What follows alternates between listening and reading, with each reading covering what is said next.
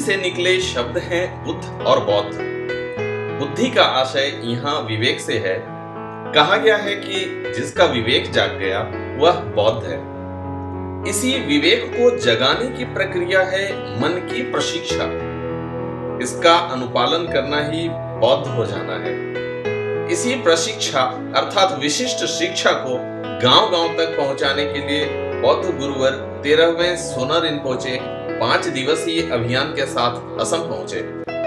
यह दौरा मुख्य रूप से बौद्ध तीर्थ स्थलों का था। तो आइए शिराब सांको सोसाइटी की इस प्रस्तुति में अगले 7 दिनों तक इसकी कड़ियां देखते हैं।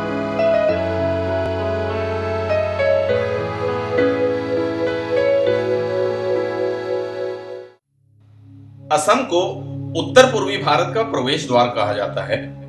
खासकर चाय की खेती और गेंडे की उपलब्धता के कारण भारत का यह सूबा जाना जाता है। प्रकृति के ज्यादा करीब रहने वाले यहाँ के लोगों की अपनी संस्कृति है। अन्य धर्मों की तरह बौद्ध धर्मावलंबी भी यहाँ अच्छी तादाद में है। इतिहास इसे प्रमाणित करता है कि बौद्ध धर्म यहाँ काफी पुराना है।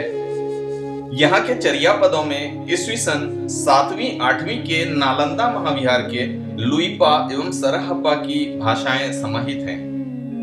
कहा जाता है कि तेजपुर के पुरावशेष मालिनी थान, कामाख्या एवं मदन कामदेव मंदिर महायानी बौद्धों की उपासना स्थल के प्रमाण हैं। इसी असम में आज पुलिस के जवानों के साथ कुछ प्रशासनिक अधिकारी ब्रह्मपुत्र के तट पर सादिया के धोला घाट में बौद्ध धर्मगुरु 13वें सोना रिनपोचे के आगमन की प्रतीक्षा कर रहे थे। आखिरकार उनकी प्रतीक्षा खत्म हुई। वे ब्रह्मपुत्र की तेज धारा को चीरकर स्टीमर से वहां पहुंचे जहां उनके अनुयायियों की संख्या बहुत थी। दिलों में सम्मान और आंखों में दर्शन की आशा लिए धोला घाट के लोग रात के 12 बजे भी अपने परम पूज्य गुरुजी के आने की प्रतीक्षा कर रहे थे। तब उनका उत्साह चरम पर था जब उन्होंने अपने गुरुवर सोना रिनपोचे को सामने देखा। गुरुजी के आगमन के उपरांत उन्हें खदा उठाकर उनका स्वागत किया गया।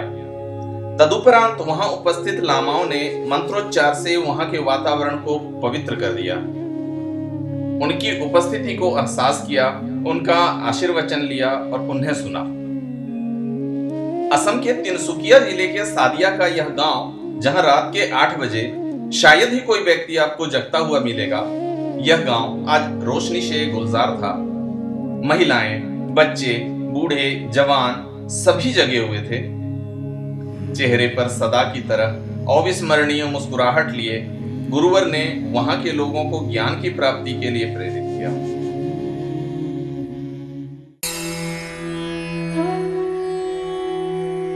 कैसे दूर हो आपके जीवन की मुश्किलें, कैसे सवरे आपका करियर, कैसे सफल हो आपका हर काम, क्या कहते हैं आपकी किस्मत के सितारे। जानिए सटीक होने वाली बौद्ध भविष्यवाणियां।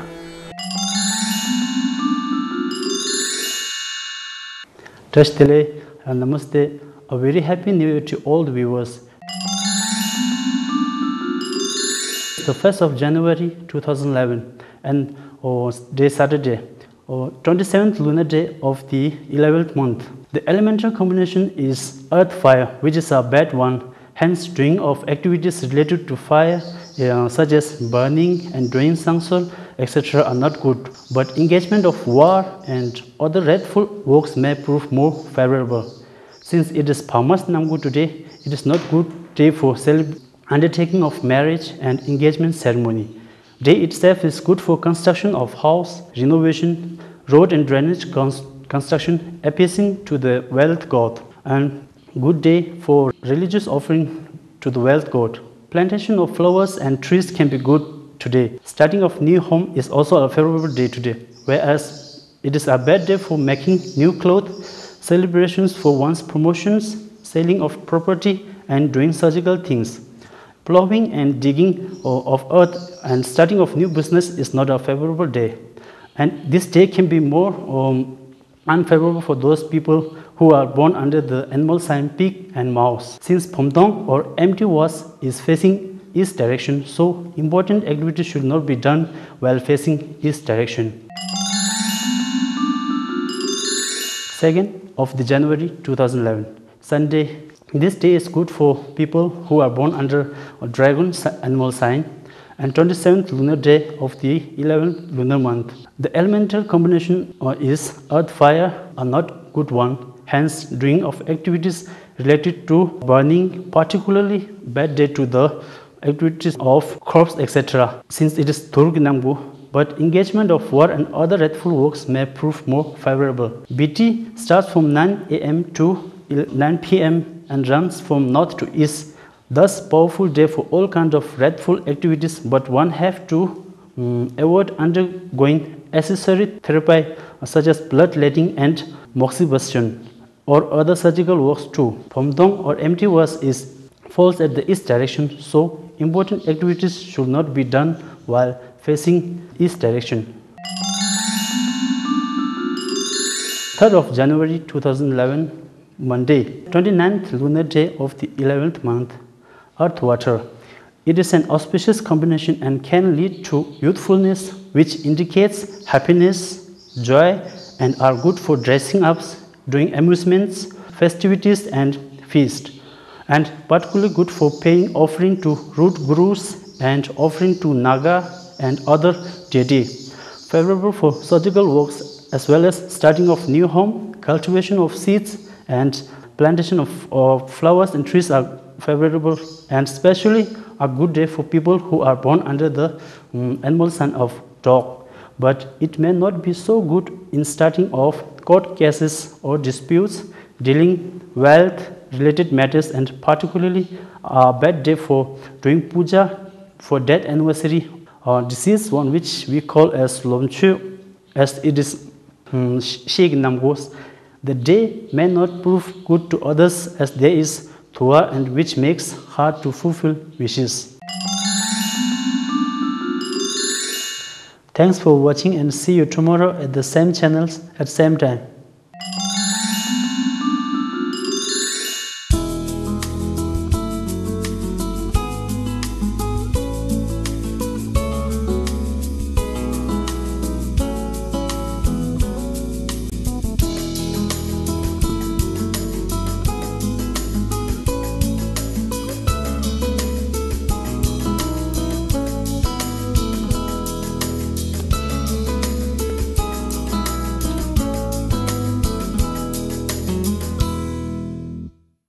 और यहाँ के निवासी तमांग जनजाति और तथा दूसरा जनजाति भी है, जितने लोग यहाँ उपस्थित हैं, और आप लोगों ने जो स्वागत किया उसके लिए मैं आप सबका आभारी प्रकट करना चाहता हूँ।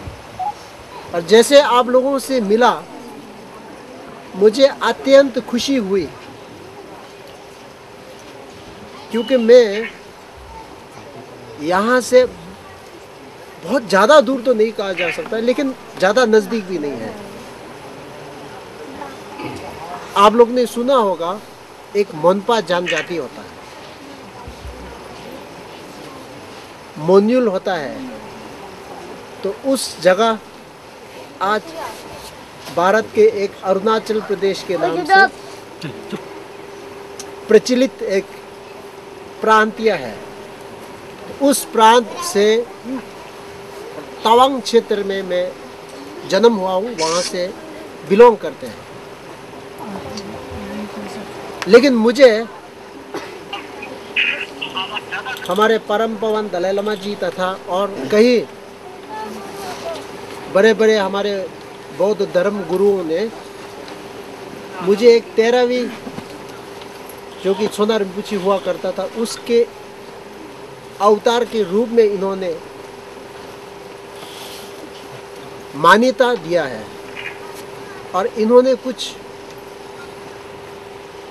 मेरे ख्याल से कुछ दायित्व दिया है, ऐसा मैं समझता हूँ। तो इसीलिए जब आज यहाँ पे तवांग एक पहाड़ के ऊंचाई में है, जिसका ऊंचाई का जो सीमा है वो करीब 10,000 फीट समुद्र के लेवल से ऊंचे क्षेत्र है। वहाँ पे ठंडा हुआ करते हैं, बर्फ़ गिरते हैं। फिर वहाँ से आ कर के आज यहाँ असम के मैदानी इलाकों में आप लोगों से जब मिले तो मुझे ऐसे लगता है, मैं शुरुआत में कहा था कि मुझे बहुत प्रसन्नता इसलिए हुई कि हमारे धर्म मित्र भाई बहनों से मैं मिल रहा हूँ और हम सब का जन्म, इस जन्म की बात करें तो हमारे माता पिता अलग अलग है, भिन्न भिन्न लोग हैं। और जगह की बात करें, जैसे मैंने कहा, मैं तवांग जैसे एक ऊंची पहाड़ पर रहता हूँ, आप यहाँ मैदानी इलाके में रहते हैं, गर्म जगह में, लेकिन हम सब किसके भक्त हैं? हम सब केवल एक ही महान व्यक्ति जो इस दुनिया में आए हैं उनका भक्त है। अगर उसका नाम हम पुकारें तो जिसको बुद्ध शाक्यमुनि कहा जाए या भगवान बुद्ध कहा जाए या हमारे भाषा में टम्पा चमदिंदे कहा जाए, सांगे कहा जाए, तो उसको मैं मानता हूँ हमारे परम पिता है। तो उस परम पिता के जो संतान है हम सब, तो और आप हमें क्या भिन्नता होगा, नहीं होना चाहिए। तो इसलिए मैं प्रसन्नता इसलिए हूँ कि हमारे भगवान बुद्ध जी के कई संतान यहाँ में भी है, आप लोगों से मिल रहा है।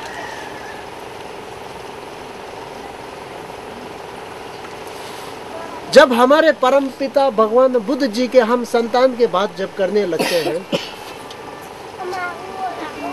तो संतान का सबसे पहला कर्तव्य क्या होता है? आपके कुल अगर राजवंश के हो तो राजपुत्र को क्या करना चाहिए? राजवंश का बदनामी नहीं करना है, उनका अपमान नहीं करना है, अपने राजवंश का नाम रोशन करना है। तो उसके लिए उनको हर संभव प्रयास करना होता है, तब जाकर के वो सही राजपुत्र बनता है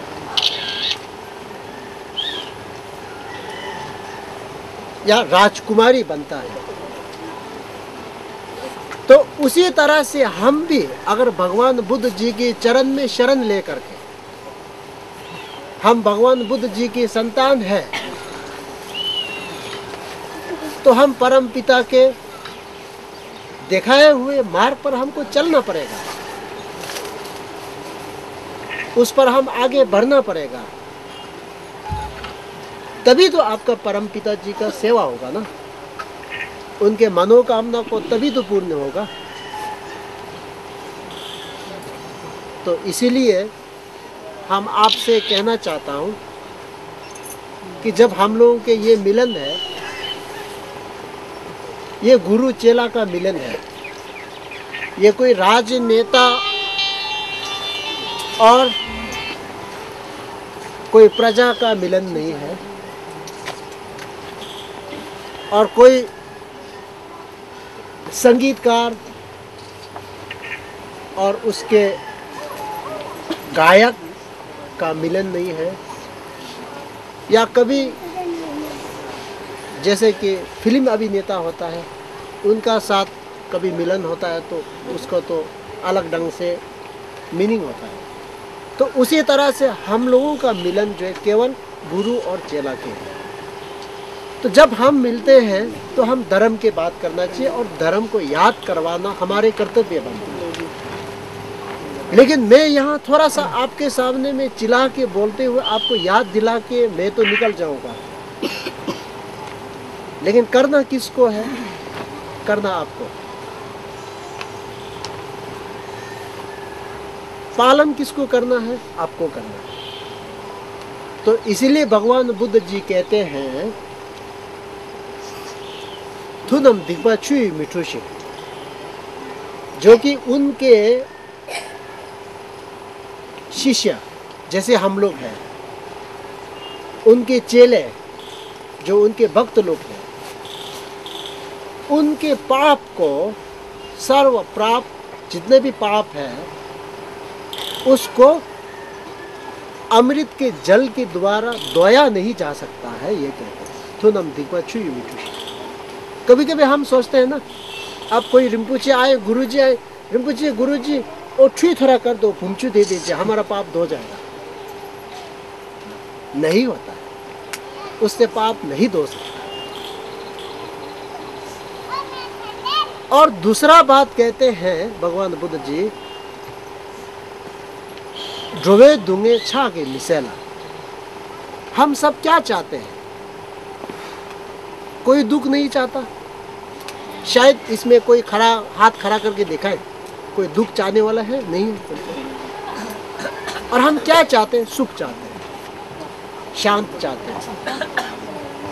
अगर आप सुख चाहते हैं, दुख नहीं चाहते हैं, तो फिर हम दुख से मुक्ति पाना पड़ेगा। और सुख कैसे मिलेगा उसके लिए प्रयास करना होगा। तो इसीलिए भगवान बुद्ध जी कहते हैं ड्रोवे दूंगे छा के मिसेला, जो आपके ना चाहत, आप क्या नहीं चाहते? दुख नहीं चाहते हैं, तो आपके जो दुख है वो हम जैसे हम घर में पोछा मार के और घर में आपको झाड़ू मार के गंदगी को साफ किया जाता है, उसी तरह तुम्हारे दुखों को मैंने झाड़ू मार के साफ नहीं कर सकता है, ये कहते हैं।